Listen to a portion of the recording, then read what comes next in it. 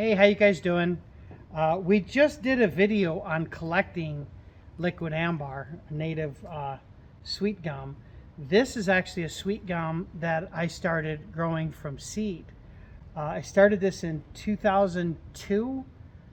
Got 300 seedlings, or like little sprouts, and they were already sprouted, and we planted them and grew them on into 1-gallon pots, then 3-gallon pots. And then when I bought this property 14 years ago, we put these in the ground. And that's how we got a decent trunk, because our native sweet gum actually has a little bit coarser leaf. So we wanted to have a fatter trunk to kind of help proportion out a little bit. I really love this variety. They do well here, Central Florida. They're native to United States. They grow all up and down the East Coast. It's a nice underutilized tree. Gentleman who I sold this to last year put it in a bigger box. He started positioning the branches, and he had some questions on carving the cut, because originally this was taller. He had decided where his new leader was. He cut it, but he really kind of had questions about this. Let's see if I can turn this to the side. You can see that it had sprouts that had sprouted in the back. Well, this was never carved. And usually with Liquidambar, I like to carve the big cuts at a convex cut. So as this continues to thicken, that's why this is long, this will be a nice transition from this big trunk to this little leader. We want to have a nice, more equal transition. So in order for that to happen, we want this to kind of start off thick and go thin. You don't want to make a concave cut in this, because what will happen with these is, even though they have really dense wood, it does rot away. And what will happen is it'll rot away and it'll become a hollow trunk.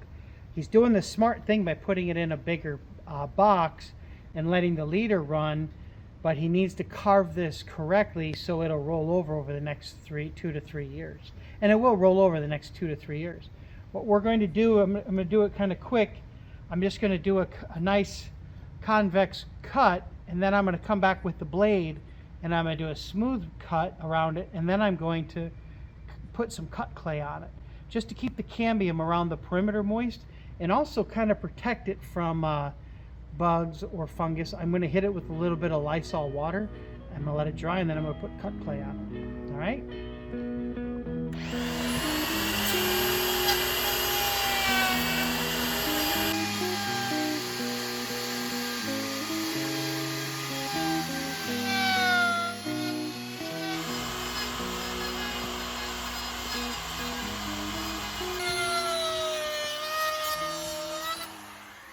So what I've done is I've carved this back to where once it rolls over, you won't have a reverse taper here. Now, a lot of times people will take these and they'll carve it in and they'll make hollows, and as it rolls over, it just adds a lot of really beautiful elements to this tree. However, right now, this is the back of the tree, and I'd like to roll this over. If you create deadwood, or you create shawries and holes, it's because you want to, not because you accidentally didn't do the proper technique.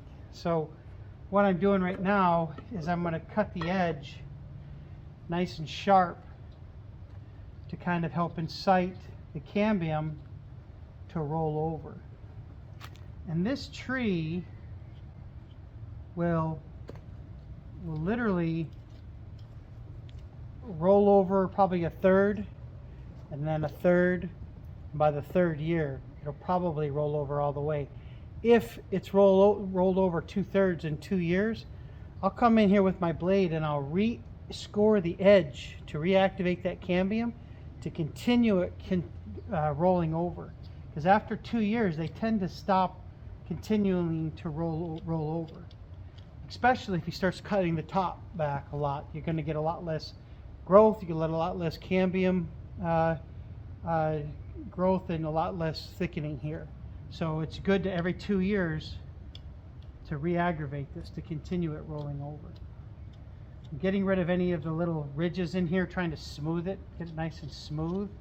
So again, it won't stop it from continuing to roll over. I don't want this to get a big thick callus. I want it to be a nice smooth transition.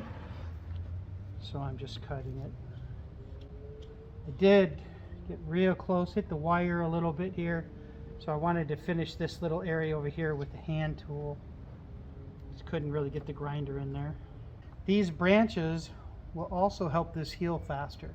It's nice to have 4 branches around the perimeter of this wound.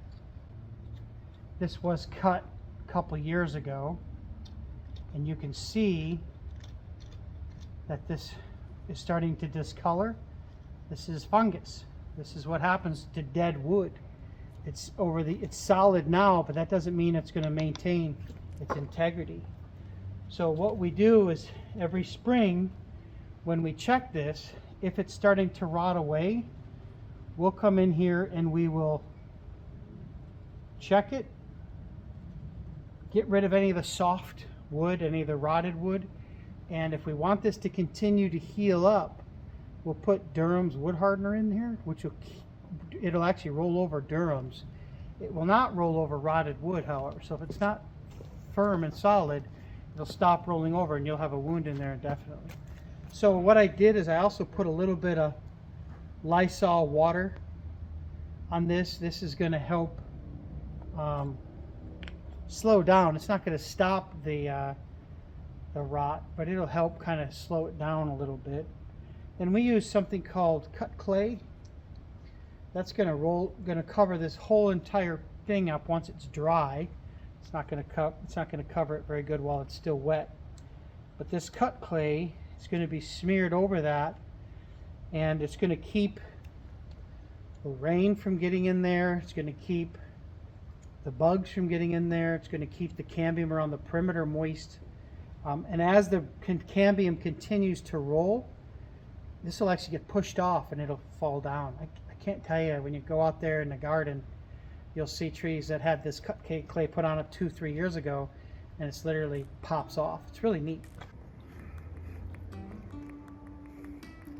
So what I want you to do is come back in here and check it after a day. Just kind of check it, make sure it's still on there nice and tight.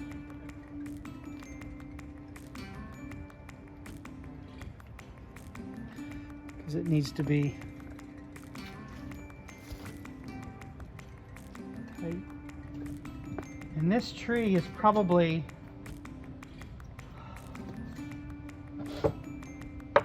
I would say 4 to 5 years to get it in a pot.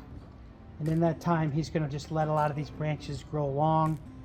Next couple years to thicken, and then he'll start building taper. 3 years from now, he'll probably cut it back and then let it grow, and then start working on ramifying, providing that these are thick enough.